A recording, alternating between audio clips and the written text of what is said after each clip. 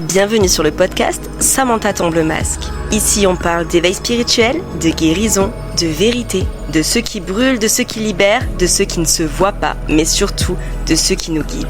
Je suis Samantha, énergéticienne, mentor et femme en chemin. Je suis là pour te parler sans filtre, te parler d'âme et te parler de toi. Tu veux te réveiller, te libérer de tes blessures, tomber les masques que le monde t'a collés.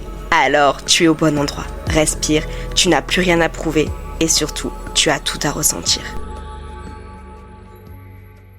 Bienvenue sur ce nouvel épisode où aujourd'hui on parle auto-sabotage. Tu sais, ce moment où tout semble enfin aller bien dans ta vie. Tu te sens aligné, ton projet d'école, tu rencontres quelqu'un de bien. Tu sais que la vie elle est en train de te dire allez vas-y fonce, mais d'un coup, toi tu recules. Sans vraiment comprendre pourquoi, tu te mets à tout faire foirer. Tu paniques, tu t'inventes des excuses, tu repousses l'amour, tu ralentis ton projet, tu doutes de toi. Tu fuis tout ce qui te faisait pourtant rêver. J'ai aussi fait ça pendant longtemps, même beaucoup trop longtemps. J'ai fait foirer des opportunités, j'ai saboté des relations, j'ai douté de moi juste avant la ligne d'arrivée et je ne comprenais pas pourquoi je me disais que j'étais instable, que je manquais de volonté et que j'étais clairement pas prête. Et au fond, non, c'est pas que j'étais pas prête, mais c'est qu'une part de moi avait peur d'y arriver. Oui, t'as très bien entendu. J'avais juste peur de réussir ou peur d'échouer suite à cette réussite. J'avais peur d'être vue, peur d'être quittée. Parce que dans mon inconscient, la réussite, elle voulait aussi dire être jugée, être différente. Et un jour, j'ai compris que c'était pas le monde extérieur qui me freinait, mais que c'était moi. Dans cet épisode, j'ai envie de te parler de cette part de toi qui veut avancer et de celle qui a peur d'aller trop loin. De l'auto-sabotage, ce mécanisme invisible qui peut-être te prive aujourd'hui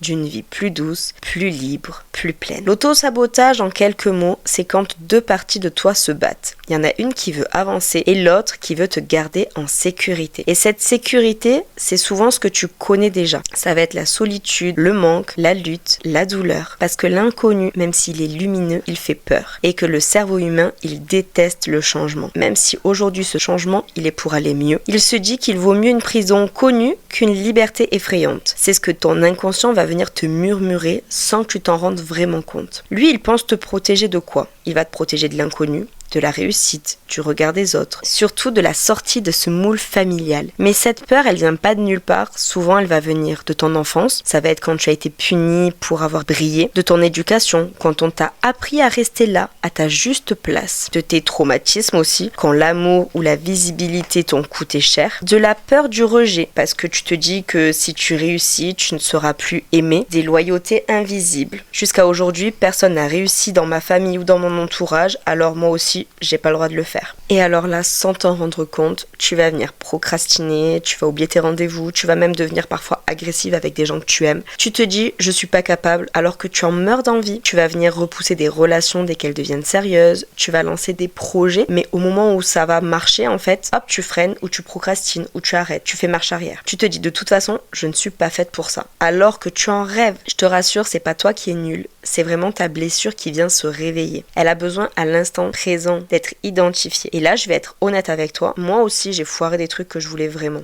Des projets qui me faisaient vibrer, des relations qui avaient tout pour fonctionner. Et pourtant, à un moment, j'ai fui, j'ai bloqué, j'ai dit non, j'ai saboté. C'était pas parce que j'étais pas prête, c'est parce qu'à l'intérieur, il y a une part de moi qui avait peur que ça vienne changer quelque chose. Peur que si ça marche, à un moment donné, ça s'arrête de marcher aussi. Peur aussi que je devienne une autre personne. Et ces peurs-là, elles viennent rarement du présent. Ça va venir de cette part transgénérationnelle, de ta lignée ou de ton incarnation présente avec ton enfance. Ça va être tout ce qu'on t'a transmis parce que des fois, on t'a fait croire que tu étais trop ou que tu n'étais pas assez. Ça vient aussi de toutes ces loyautés invisibles. Si chez toi, personne n'a jamais osé, n'a jamais gagné, n'a jamais été libre, alors ton corps, il va l'avoir intégré dans ses cellules et il va se mettre à paniquer quand tu t'approches de la réussite. Parce que quelque part en toi, il y a cette croyance, si je fais différemment, je vais trahir les miens. Si j'évolue trop, je vais me retrouver seule. Si j'évolue trop, je peux me retrouver seule. Parce que tu as peur que les gens fuient quand tu vas réussir, parce qu'ils vont trouver que tu as changé. Je me suis déjà retrouvée à quitter des relations quand elles devenaient sérieuses, parce que j'étais pas habituée à ce calme. Et ce calme, il me faisait peur. J'étais tellement habituée à la lutte que je me disais, à un moment donné, cette relation où tout va bien, elle va se casser la figure et ça va exploser. Et en fait, j'avais tellement peur de la partie qui explose que je préférais au fond de moi arrêter au moment où tout allait très bien. J'ai aussi mis des projets en pause. J'ai un projet qui me tient à cœur aujourd'hui, que je n'ai toujours pas sorti. Je me convainc à chaque fois que c'est pas le bon moment, mais au fond, je sens qu'il y a autre chose qui m'empêche de sortir ce projet. J'ai aussi repoussé des opportunités, j'ai saboté des élans, parce qu'en vrai, j'avais peur que ça marche. Peur de ce que ça pouvait apporter comme changement dans ma vie. J'avais peur aussi de devoir, une fois que tu lances quelque chose, être constamment dans cette énergie et être constamment à fond dans ce projet. L'auto-sabotage, ça va pas être de la flemme, ça va pas être un manque de volonté, mais ça va vraiment être un mécanisme de protection. Ton inconscient, il croit que si tu avances, tu vas souffrir.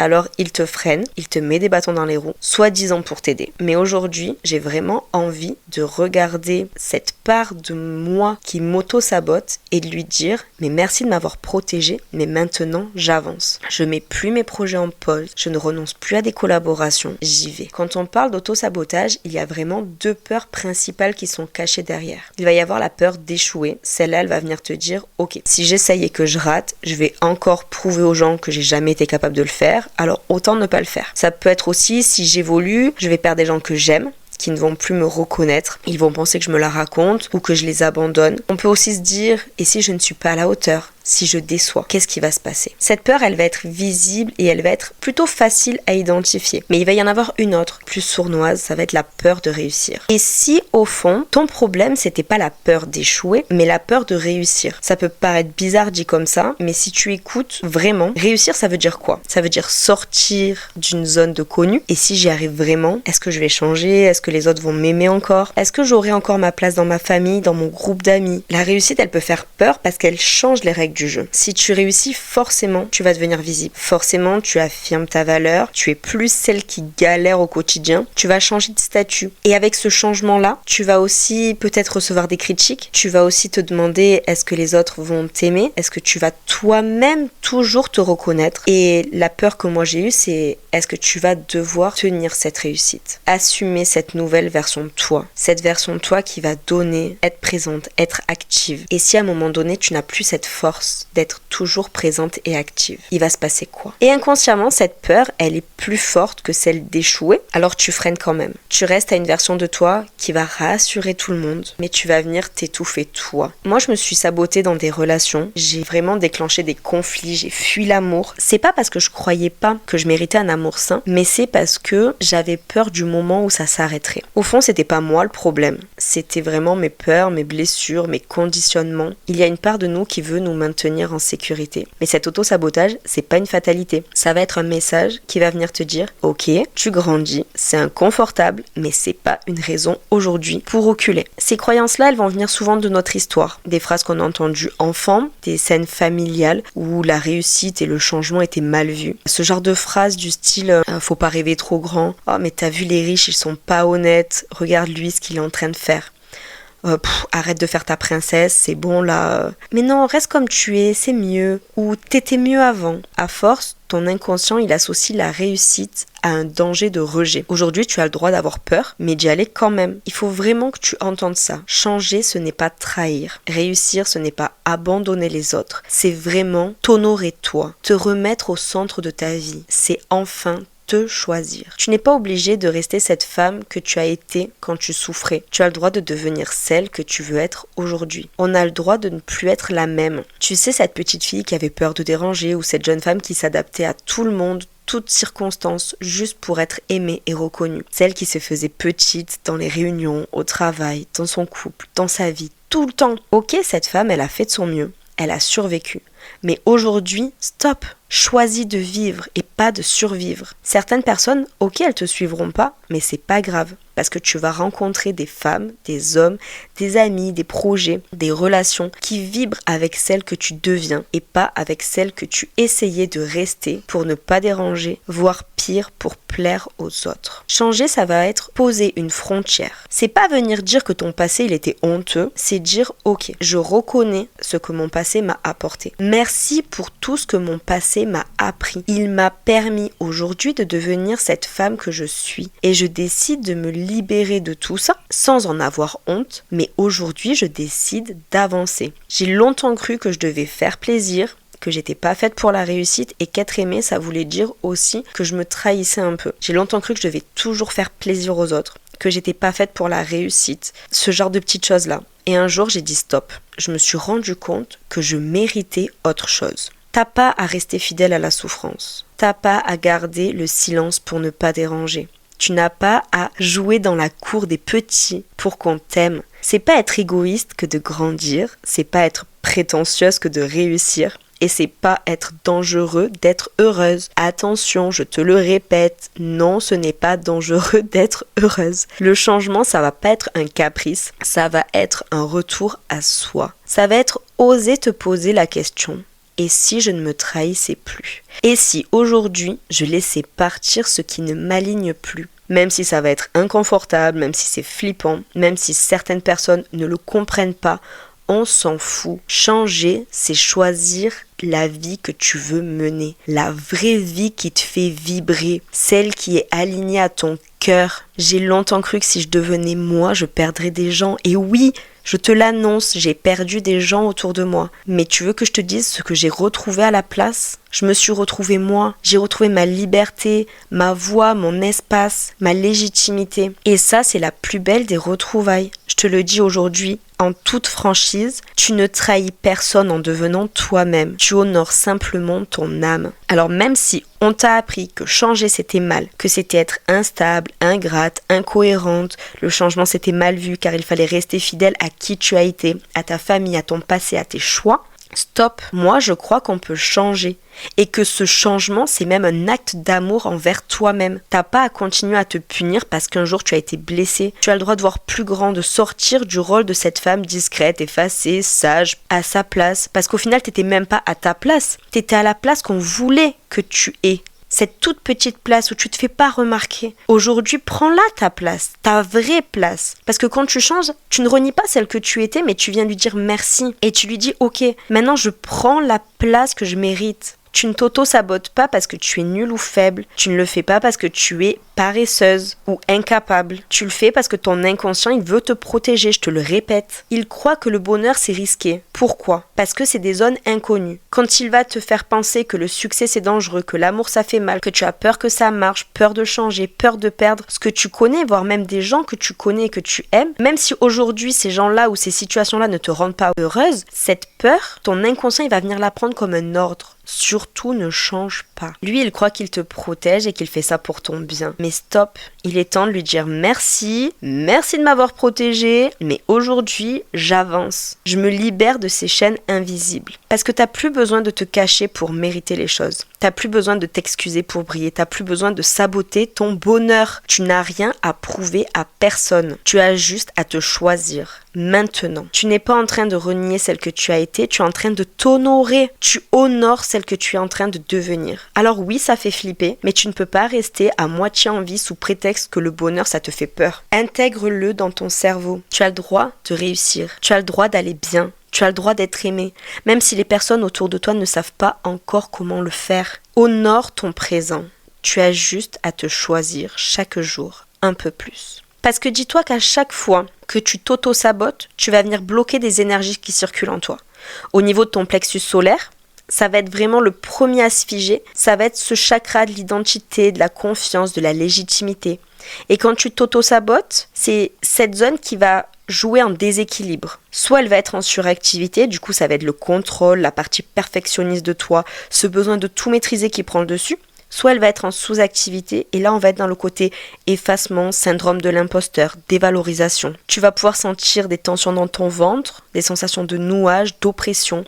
Ton corps, il te montre tous les signes que tu n'oses pas occuper ta pleine place. Ta gorge aussi peut se bloquer. Cette zone-là, c'est la zone où tu n'oses pas dire oui, où tu n'oses pas dire non, où tu n'oses pas te montrer. Tu vas venir trahir ce que tu veux réellement exprimer. S'auto-saboter, ça va être parfois se taire, là où ton âme voudrait hurler « Mais je le veux ça! Vas-y, tu as le droit d'y croire !» Et toi, non. Tu n'y vas pas. L'auto-sabotage, ça va être aussi une vibration. La vibration de la peur, du rejet, de l'échec, du succès, du jugement. Aussi la vibration du doute existentiel. Suis-je légitime? Est-ce que j'ai le droit de réussir? Mais aussi la vibration du manque. Je crois que je ne mérite pas. Je crois que ce n'est pas pour moi. Et cette vibration, malheureusement, elle attire le même scénario encore et encore et encore. Ton aura va venir se fracturer, ton champ énergétique il va baisser en fréquence et tu auto-sabotes ta propre manifestation. Ton âme, elle va réagir face à tes sabotages répétés. Parce que ton âme, elle sait pourquoi tu es ici, elle sait pourquoi tu t'es incarné, pourquoi tu as choisi cette vie pour venir incarner des projets, des relations, des transformations. Mais à chaque sabotage, elle se replie un peu plus. Elle te laisse reprendre le contrôle mental. Elle respecte ton libre arbitre parce que tu as toujours ton libre arbitre. Mais elle va venir t'envoyer des signaux. La fatigue, des blocages, des crises, des tensions, des rêves récurrents. Tout ça, en réalité, c'est un désalignement entre ce que ton âme veut et ce que ton mental croit possible. Il y a des choses que tu peux faire pour réaligner cette énergie. Tu peux venir respirer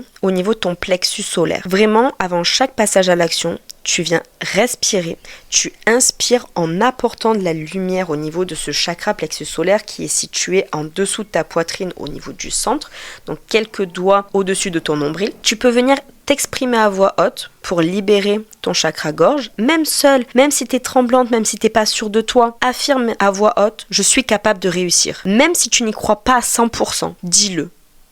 Dis, je suis capable de réussir. Je suis capable d'aimer. Je suis capable de me libérer de ça. Libère les loyautés invisibles. Aujourd'hui, je choisis de réussir, même si personne avant moi ne l'a fait. Même si je suis la première à foutre un coup de pied dans cette fourmilière, je le fais. Il est temps d'ouvrir un espace de dialogue avec ton âme. Demande-lui de te montrer le prochain petit pas à faire. Ne fais pas un saut de géant, mais chaque petit pas a son importance. Aujourd'hui, je vais te donner un mantra vibratoire à dire régulièrement pour l'ancrer dans ton corps. N'hésite pas à l'écrire. Je suis prête à cesser de me fuir. Je mérite d'aller au bout de ce que je suis venue incarner. Aujourd'hui, je choisis l'élan, même si j'ai peur. Je ne me trahirai plus. Maintenant, j'ai envie de t'emmener un petit peu plus loin, parce que ce que je te partage, ce n'est pas juste à écouter, mais ça va être aussi à ressentir, à intégrer, à transformer. Si tu peux, je t'invite à fermer les yeux quelques instants et à revenir dans ton souffle. Juste quelques respirations douces et naturelles. Tu inspires par le nez et tu expires par la bouche. Ici et maintenant, pendant quelques secondes, laisse ton corps se poser.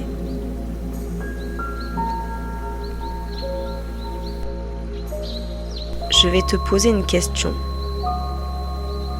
Et je veux que tu y répondes, pas avec ta tête, mais avec ton corps. Avec ce qui vient, là, tout de suite. Qu'est-ce que tu veux profondément, mais que tu repousses toujours? Laisse venir une image, une situation, une envie, un rêve. Peut-être que tu le vois, peut-être que tu le ressens dans ton ventre, dans ta poitrine.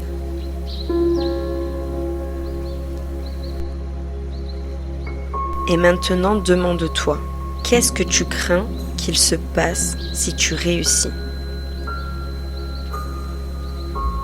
Est-ce que tu as peur de perdre des gens? De ne plus être comprise? De te sentir seule? De devenir trop visible? Ou trop différente? Accueille cette réponse, mais accueille-la sans jugement. C'est ok de l'avoir ressentie et c'est même courageux de la ressentir en face. Respire avec cette réponse. Tu peux réouvrir les yeux et si tu le souhaites, note ce qui t'est venu ou garde-le précieusement au creux de toi, comme une vérité que tu as enfin osé regarder. Parce que souvent, ce n'est pas le rêve qui fait peur, c'est tout ce que tu penses qu'il va bousculer. Je te laisse sur cet épisode avec cette introspection.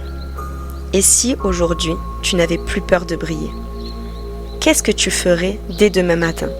Qu'est-ce que tu oserais poser comme acte concret? À quoi tu dirais oui, mais aussi à quoi tu dirais non. J'espère en tout cas que ce podcast t'a plu. Aujourd'hui, une fois de plus, j'ai tombé le masque. Et toi, tu attends quoi? Si tu veux continuer ce chemin à mes côtés, abonne-toi et partage cet épisode. Pour échanger sur cet épisode, me donner ton ressenti et ton point de vue. Retrouve-moi sur samantha.ruiz.soulhealing. Tu y trouveras des guidances, des prises de conscience et des petites pépites énergétiques à glisser dans ton quotidien. Tu peux aussi écouter mon autre podcast, Les Fêlés du Système, où là j'y parle santé, atypie, famille et guérison, accompagnée d'Isabelle Gonin, une thérapeute. Une zoothérapeute, je dirais même. Je prends aussi des personnes en séance pour des soins énergétiques ou des guidances. Tu peux retrouver tout ça sur mon Instagram. Alors toi, est-ce que t'es prête à tomber un masque de plus? Parce que moi oui, je te dis à très vite dans tes oreilles.